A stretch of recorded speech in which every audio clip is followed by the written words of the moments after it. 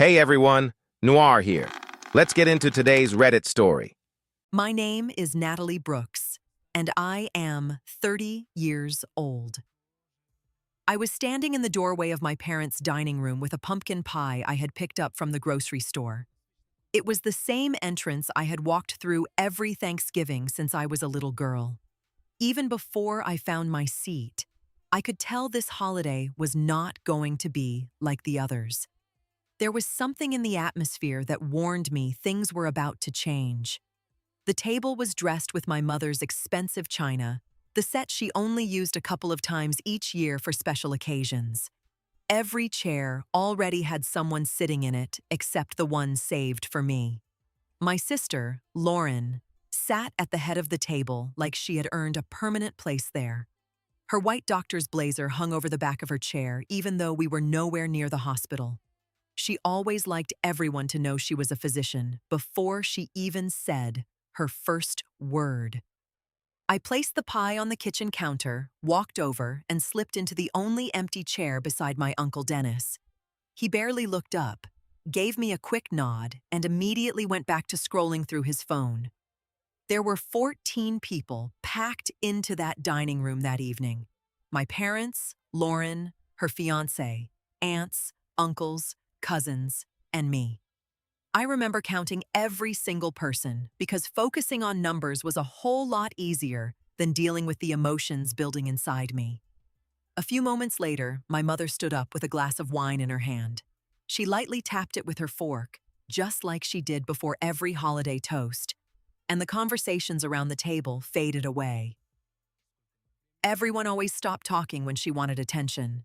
She smiled the special smile she seemed to save only for Lauren, lifted her glass, and spoke words I know I will remember for the rest of my life.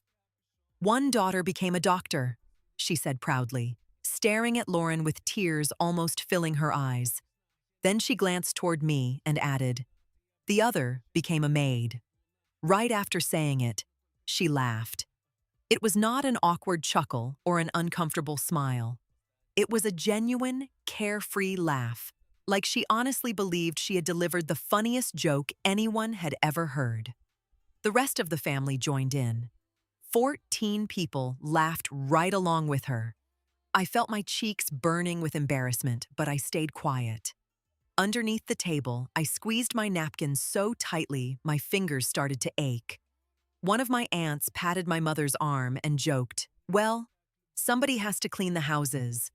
One of my cousins nearly choked on his mashed potatoes because he was laughing so hard. My mother never corrected what she had said. She never apologized or acted like she had crossed a line. Instead, she kept talking about how proud she was that Lauren had been accepted into such a prestigious residency program. She reminded everyone that Lauren had always been the intelligent one in the family and said she was going to make a real difference in the world by helping patients. Not one person mentioned that I owned my own residential cleaning business. Nobody pointed out that I employed 4 people full-time. Nobody remembered that I had purchased my own townhouse when I was 26 years old without accepting a single dollar from anyone sitting around that table. In my mother's eyes, none of that mattered. She did not see me as an entrepreneur or someone who had built a successful company from the ground up. To her, I was simply the maid. I stayed silent through the rest of dinner. I barely ate, moving food around my plate while Lauren talked in detail about her hospital rotations. My father listened to every sentence she spoke as if it were absolute truth. Every so often, I noticed my mother looking in my direction, almost expecting me to smile and laugh with everyone else. It was as if she wanted proof that I could take a joke and was not too sensitive, the label she had attached to me every time her words hurt. So I forced another smile because that was what I had always done. I had spent my entire life pretending those comments did not bother me whenever we gathered around that same table. Eventually, dessert was served, and after everyone finished eating, I started to believe the worst part of the evening had finally passed. Then my mother stood up once more with her wine glass in her hand, and my stomach immediately sank before she even opened her mouth. She wanted to make another toast to Lauren. One speech celebrating my sister had apparently not been enough. She felt the room needed another reminder of exactly where Lauren stood in the family, and where I stood. She once again praised Lauren's intelligence, her dedication, and everything she had sacrificed to become a doctor. Across the table, Lauren's fiancé looked unbelievably proud, almost like he believed he had married into royalty. My father happily lifted his glass again, along with everyone else, eager to celebrate my sister's accomplishments for a second time that night. Meanwhile, I sat there feeling completely invisible, just as my mother had made me feel for as long as I could remember. But something inside me finally changed. Maybe it was hearing that second toast. Maybe it was carrying around 30 years of hurt after constantly being told I was too sensitive, simply because I wanted the same basic respect everyone else received. Whatever it was, I knew I had reached my limit. My hands were trembling, but it was no longer because I was afraid.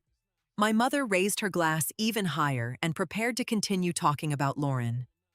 The room became completely silent as everyone focused on her, just like they always did. That was the moment I stood up. I had not planned to speak. I had not practiced a speech in my head the way I usually rehearsed every conversation before coming to family gatherings. This time, the words simply came. My chair scraped loudly across the hardwood floor, and for the first time that entire evening, every single person at the table turned away from my mother and looked at me instead. She stopped in the middle of her sentence. Her wine glass remained raised in the air, and her mouth stayed slightly open as she waited to hear what her Maid daughter thought was important enough to interrupt her special moment. I looked straight into her eyes. Then I finally said the words I had been holding inside for the past 30 years. "You can spend the whole night toasting Lauren if that's what you want," I said, surprised by how steady my voice sounded. "But you don't get to call me a maid at my own family's table and then act surprised when I stop coming." The room went completely silent. Not the awkward silence after a bad joke, but the kind where you could hear the refrigerator humming from the kitchen. My mother's wine glass stayed frozen in the air. It looked like she had forgotten she was even holding it. Lauren's fiancé stopped chewing. Even Uncle Dennis put his phone down and looked at me. My mother blinked a couple of times, staring at me like I had just spoken a language she did not understand. "Natalie, it was just a joke," she said, forcing a laugh that sounded weak and unconvincing. "Don't be so sensitive." There it was. The same phrase I had heard my entire life. The same words that had always made me doubt myself, sit back down, and apologize for being hurt. But not anymore. "It wasn't a joke," I replied. "You've been calling me the maid in front of this family for years, and everybody laughs because you laugh first."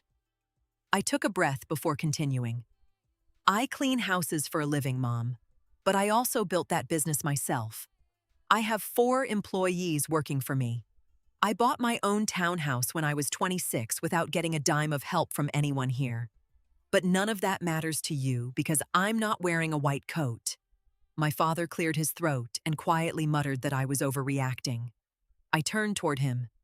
"You raised your glass both times," I said. "You went right along with both of Mom's toasts, and you didn't say a single word."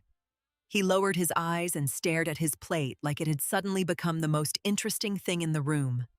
One of my aunts tried to calm everything down. "Families tease each other," she said. "You shouldn't take it so personally." I shook my head. "There is a difference between teasing someone and humiliating them in front of 14 people, I said. Every one of you laughed. Nobody had an answer. The silence stretched across the room. Just minutes earlier, all 14 people had been laughing. Now everyone was staring at their plates, glasses, or napkins, avoiding both me and my mother. For the first time that night, Lauren looked genuinely uncomfortable. She slowly set down her fork. "Mom," she said quietly, "she's right. That wasn't okay." My mother immediately turned toward her, looking completely shocked, like she never expected Lauren to disagree with her. I know you're proud of me, Lauren continued, but you've done this before, and it isn't fair to Natalie. My mother's face changed from shock to embarrassment and then to defensiveness in just a few seconds. I didn't mean it like that, she said softly. But it was too late. The joke had already been made. Everyone had already laughed. You cannot take those words back once 14 people have heard them. I never yelled. I never cried, even though my eyes burned. I simply reached for my purse, stood up, and looked around the table. I love this family, I said, but I'm done sitting at a table where I'm the joke every holiday. When you're ready to introduce me as your daughter instead of the maid, you'll know where to find me. Then I walked out of the dining room, left the house behind, and stepped into the cold November air. For the first time in years, I felt like I could finally breathe. Before I even reached my car, my phone started buzzing. Messages came in from cousins I had not spoken to in months. They admitted they had always felt uncomfortable with the way my mother treated me, but never knew how to say anything. One of my aunts even sent me a voice message apologizing for laughing. She admitted she felt terrible the moment I walked out. Later that night, Lauren called me. She was not trying to defend our mother. Instead, she told me she was proud of me for finally standing up for myself. She also said she planned to have a serious conversation with our parents about how they had treated me over the years. 3 days later, my mother called. She did not apologize immediately. Instead, she asked if we could sit down and have a real conversation about what had been happening at every family holiday for so many years. It was not a fairy tale ending. There were still difficult conversations. Old habits did not disappear overnight, and sometimes they came back. But something had changed forever the moment I stood up from that table. I stopped being the quiet punching bag everyone expected me to be. Slowly, my family started seeing me as someone they had to respect, instead of someone they could laugh at. If you have ever sat at a family table feeling small because of the people who were supposed to love you, remember this. Speaking up for yourself does not make you dramatic. It makes you free. If this story meant something to you, subscribe for more stories like this, because no one should ever have to sit in silence while their own family turns them into the punchline.